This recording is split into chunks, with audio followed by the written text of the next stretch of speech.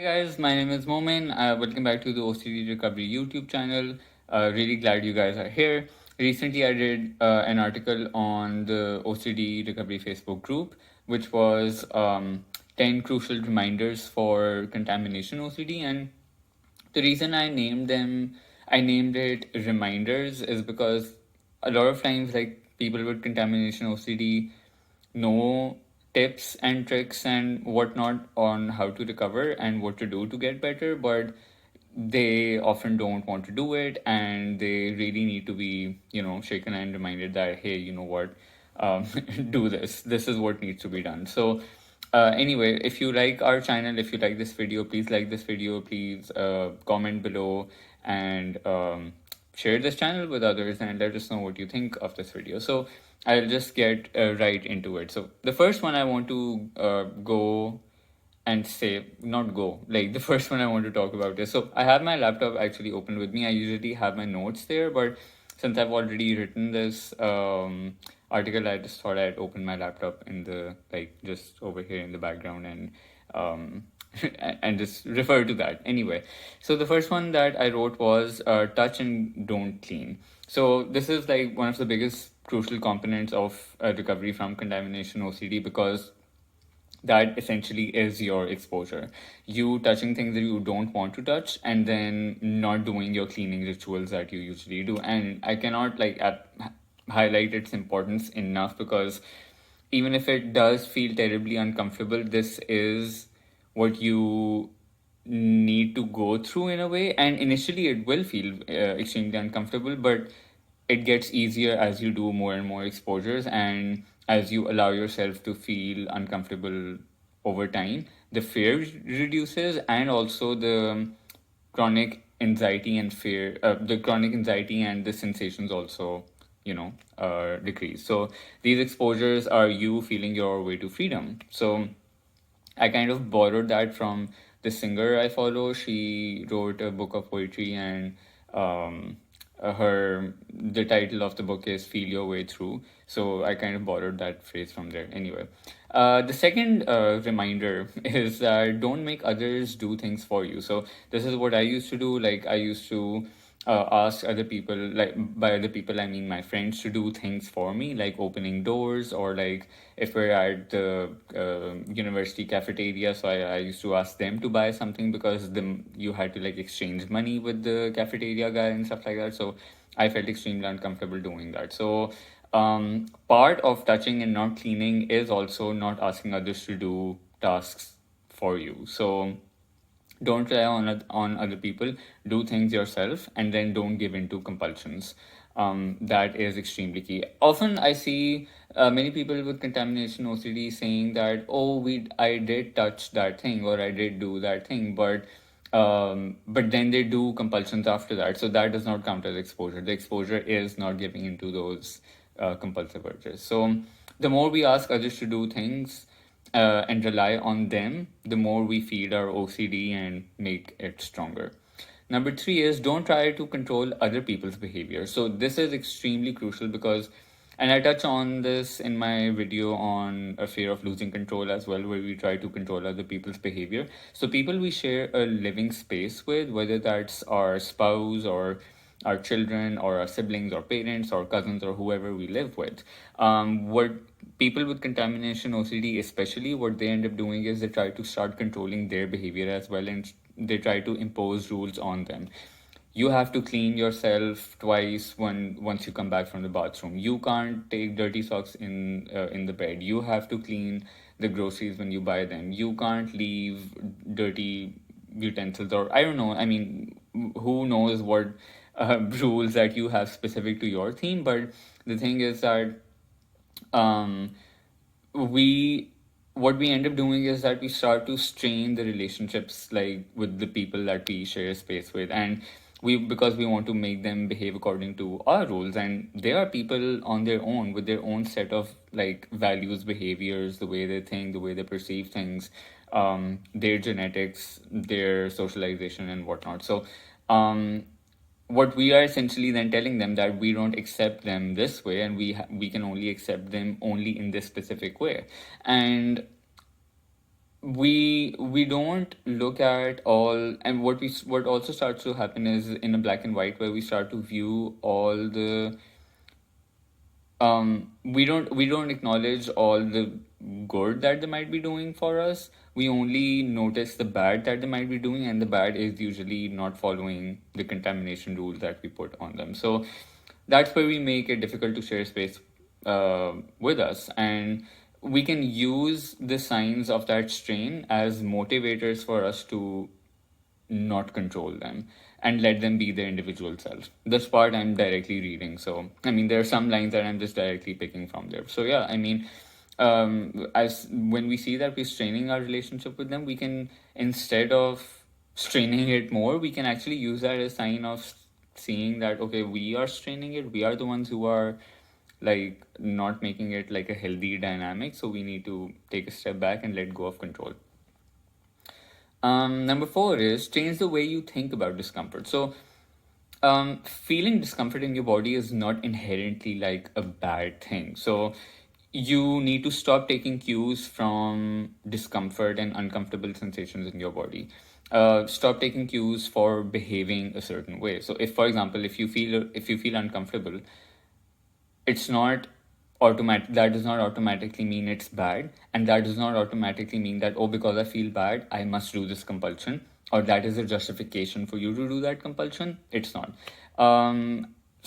It's really not, because that's just you fueling your OCD cycle again. So just as I've written, like, just feel it for what it is, discomfort. It's just discomfort, and stop fearing it. The way to do that is to allow yourself to feel it first, and then when you start to allow the presence of it in your life, in your body, that's when you slowly start to bring the fear down. Also, what additionally helps with fear, bringing the fear down, is disputing your irrational beliefs, which are linked to your core fears, basically. And there are plenty of videos on this channel on disputing and how to dispute. So check those out.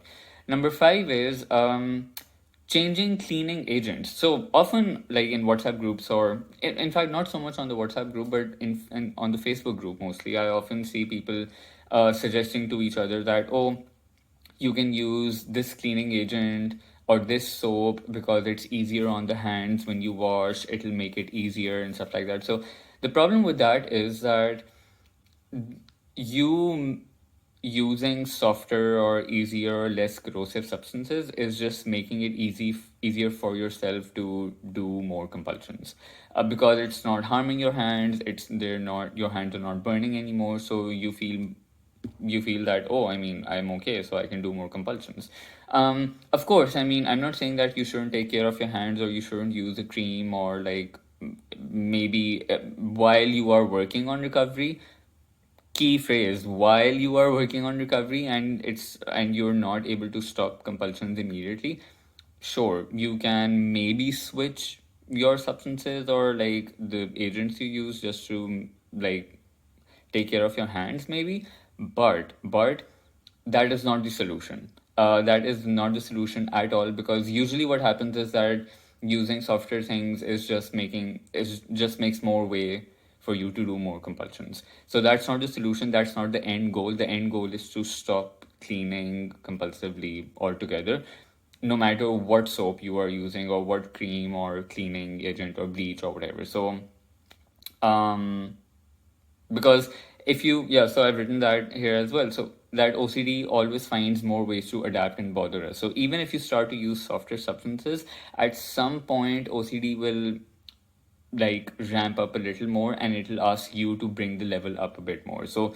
instead of maybe washing yourself 10 times, you might start doing it 20 times. So then, even then, the softer things, substances and whatnot, even they start to get to our hands. I'm saying all this because I've been through that. Like, I've used soaps that were maybe more foamy or something, but because the number of times I was doing the compulsion was increasing, even that eventually started to really affect my hands or whatever, like other like body part that I was cleaning. So it's not the solution. It's not the solution. It doesn't do us any favors. It's not the way to recovery.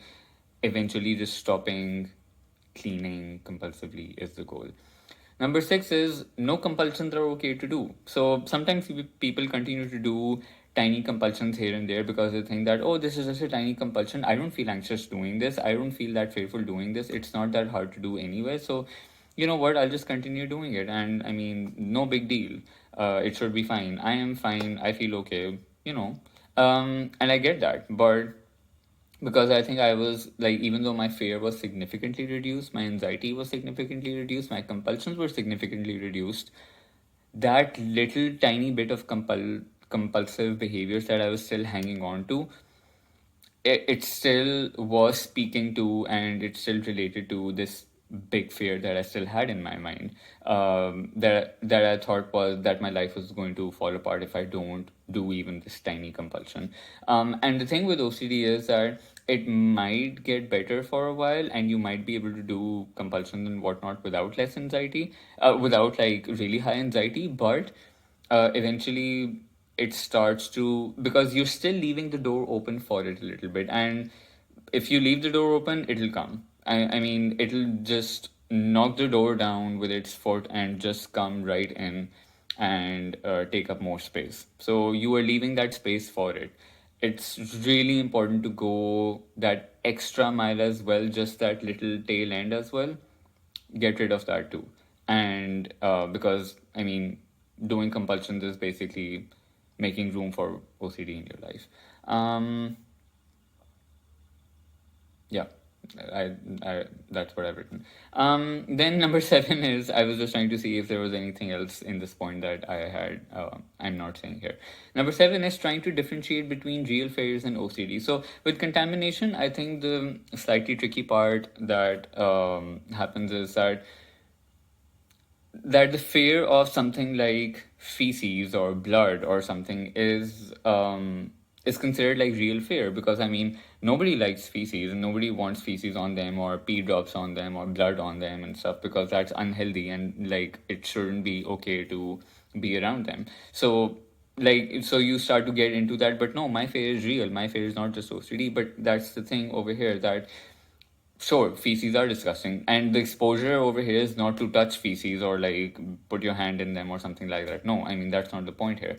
The point is that with our fears, what we eventually do is we go the extra 100 miles to make sure that it's not there. So we might constantly use more and more toilet paper. We might use more and more water, more soap. We might wash our hands more and more. We like, or like wash our feet or change bed sheets or sanitize the whole room and whatnot. I mean, we will go like the extra 100,000 miles to make sure that there is no trace of feces. And that's the thing. I mean, other people who also find feces disgusting, or blood or pee drops or whatever it is that they're afraid of or they're disgusted by, I mean, that is a real fear or real disgust. But like, if it was that scary or that, all encompassing, we would see every single person in every single house doing all the compulsions that we do, doing all the cleaning rituals that we do. But they don't. What people usually do is they use the toilet, they use the toilet paper maybe once or like maybe just twice, depending on like how much you need. And they wash their hands once and they will just walk out of the bathroom. That's about it.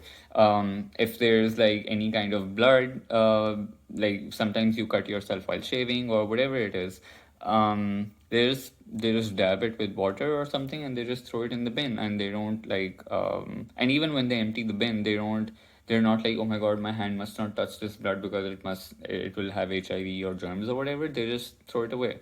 So the issue with us is that we, again, like we go beyond what we need to go. We don't just wash ourselves once, and we do it repeatedly.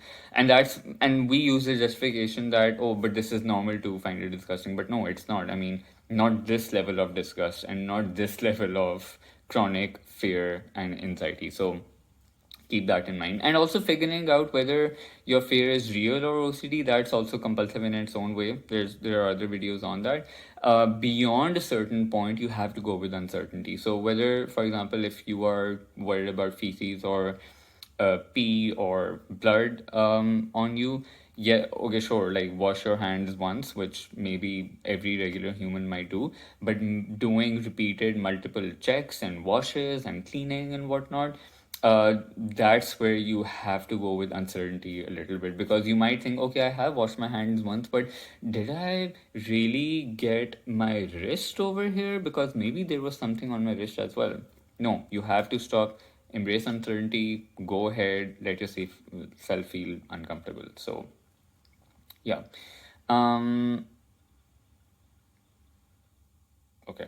Number eight is allow people around you to be tough on you. So I don't mean like allow people to just berate you and be like completely rude to you. But what I mean is that if you live with like family members or other people who are just being hard on you for doing so much cleaning and avoiding tasks or just generally avoiding touching things, let them be hard on you, because like I know at times my family was quite hard on me for I mean, because I used to just be in my room and not touch anything and just sit on my bed all day, and they'd be like what are you doing, like what are you doing with your life? This is not the way to, uh, be, and this is not the way to function.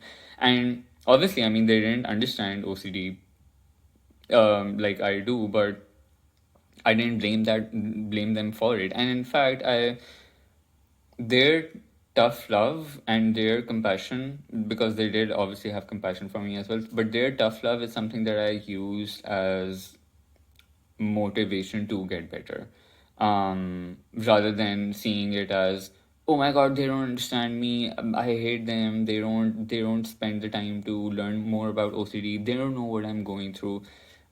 I mean, because if I start doing that, then basically I am making that narrative that, oh, they don't understand this. I'm going through what I'm going through, and I will keep going through this. In some ways, I mean, it just allows you, or it gives you permission to continue doing compulsions and not doing recovery work. So, if people are being tough on you, if your partner or your like people you live with are just being tough on you, let them be tough and use that as motivation to get better. I mean, you don't want people who live with you to continue being tough and seeing you suffer so much. And we need some hard pushes often to do exposures or other uncomfortable things. If everyone keeps soothing us and keeping everything nice and happy for us, it lays OCD a soft bed to lie in with us. And that's true. I mean, if we have family members or friends who just sit with us and they're like, oh my god, don't worry, it's going to be okay, you're going to be fine, and all, I mean, this very happy, very nice, environment all the time, that it just makes you more and more comfortable in your discomfort in a way. So number nine is get out of the house.